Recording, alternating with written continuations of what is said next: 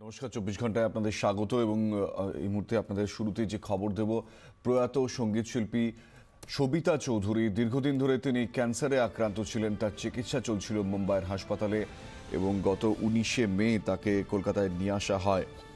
এবং এই মুহূর্তে যেটা খবর যে দীর্ঘদিন ক্যান্সারে ভোগার পর এই মুহূর্তে যে খবর আমাদের কাছে এসে পৌঁছচ্ছে যে প্রয়াত সবিতা চৌধুরী।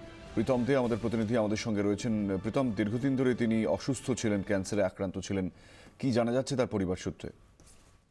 দেখো, যেটা বলবো কুনাল, যে প্রথমে রুবিতে তার চিকিৎসার ব্যবস্থা করা হয়েছিল, কিন্তু যেহেতু তার ক্যান্সার, দু ধরনের ক্যান্সার ধরা পড়েছিল, একটি লাং ক্যান্সার এবং একটি থাইরয়েড ক্যান্সার, ফলে তাকে এখানে রাখা যায়নি।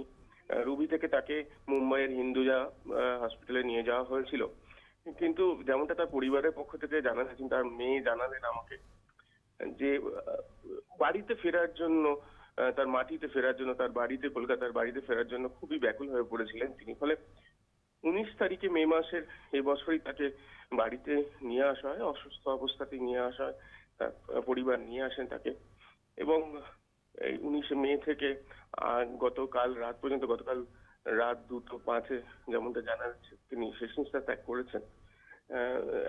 একরকম বলা যায় যে যুদ্ধই চালিয়েছিলেন এবং তারপরে তিনি শেষ নিঃশ্বাস ত্যাগ করেন। দেখো কুনাল, এটা তো বলার কোনো অপেক্ষা রাখে না। সলিল চৌধুরী নাম যেরকম ভাবে উচ্চারিত হয়, ঠিক একই রকম ভাবে একই সারিতে তার স্ত্রী, সহধর্মিণী, সুরের সাথী বললে কম বলা হবে, নিজেও সঙ্গীত শিল্পী ছিলেন এবং তার কন্যা, আমরা যেরকম জানি, তিনিও মায়ের যে স্নেহ ছায়, মায়ের যে সুরের ছায় বড় হয়েছে, মা বাবা দুজনেরই। ফলে একটা ব্যাপার তো থেকেই যায়, সঙ্গীত জগতে তার একটা ভূমিকার কথা তো থেকেই যায়। এবং আমরা যেরকম জানতে পারছি 71 বছর বয়স হয়েছিল, কিন্তু সেটা তেমন বয়স নয়।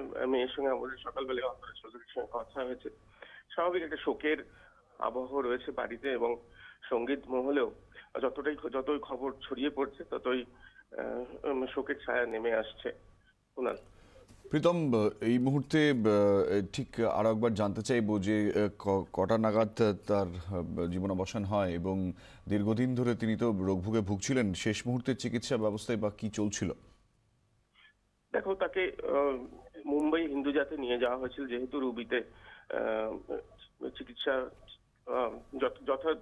যথাযথ ভাবে হলেও তাকে নিয়ে যাওয়ার প্রয়োজন পড়েছিল, তাকে কেমো দেওয়ার জন্য নিয়ে যাওয়ার প্রয়োজন পড়েছিল, যেহেতু দুটি ক্যান্সার একসঙ্গে শরীরে বাসা বেঁধেছিল।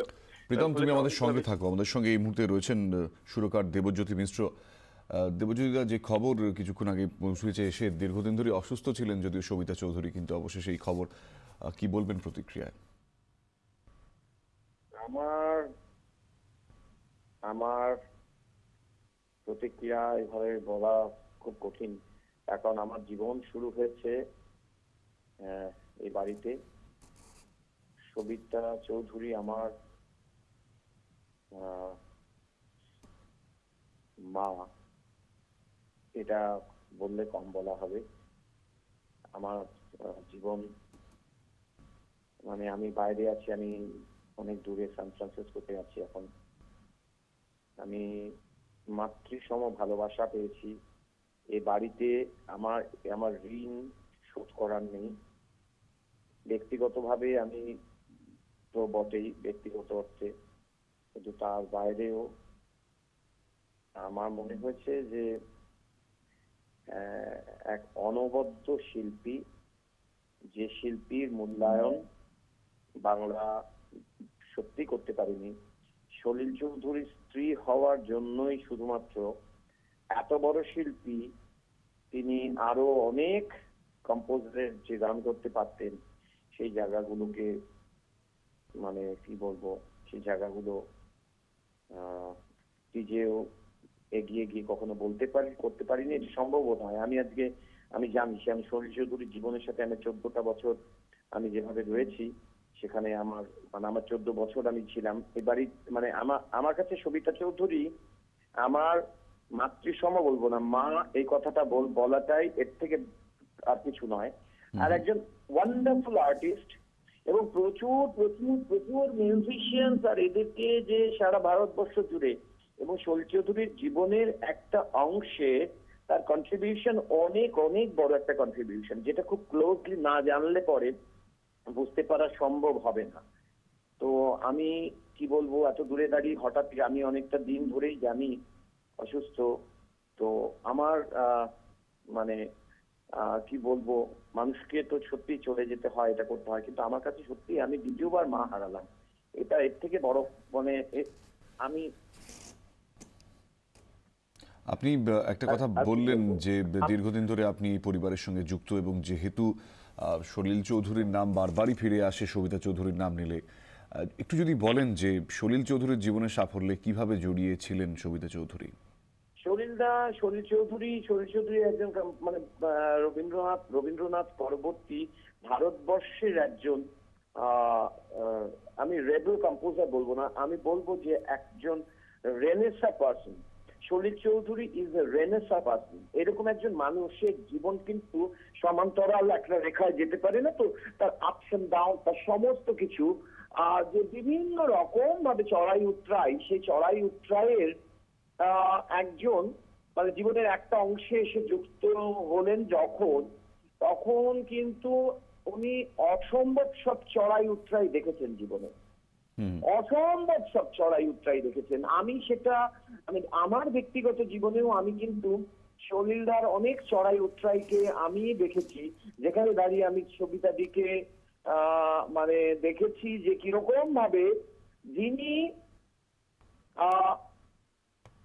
একদম প্রকৃত অর্থে একজন মানে শিষ্যার মতো শেষ পর্যন্ত তিনি কিন্তু স্ত্রী এই ভূমিকাটা পালন করেছেন তখনও তিনি একজন শিষ্যা। এটা এবং কত যে গল্প সলিলদার অবর্তমানে কত রকমের গল্প আমি শুনেছি। আর উনি আমাকে প্রথম সাউথে আমি যখন কাজ করতে গেলাম সলিলদার সাথে, আমাকে এগিয়ে দিলেন, বললেন ওই এগিয়ে দেওয়াটা আমার কাছে খুব ইম্পর্টেন্ট। এবং আমি কত যে এই গল্পগুলো শুনেছি যে ব্যক্তিগত জীবনে এবং দেখেছি, সেই দেখার জীবনে কিন্তু আমি একজন শিল্পীকে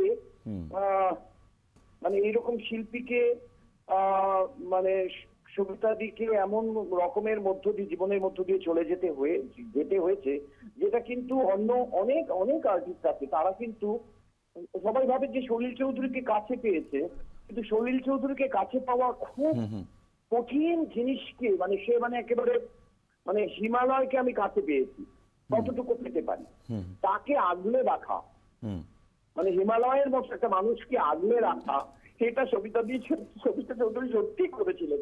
এবং একজন অনন্য শিল্পী তিনি, কিন্তু তারপরেও তিনি তার নিজস্ব ব্যক্তির শিল্পী সত্তাটাকে সরিয়ে রেখে তিনি একজন খুব বড় একজন শিল্পীকে তিনি সাহচর্য দিয়েছিলেন।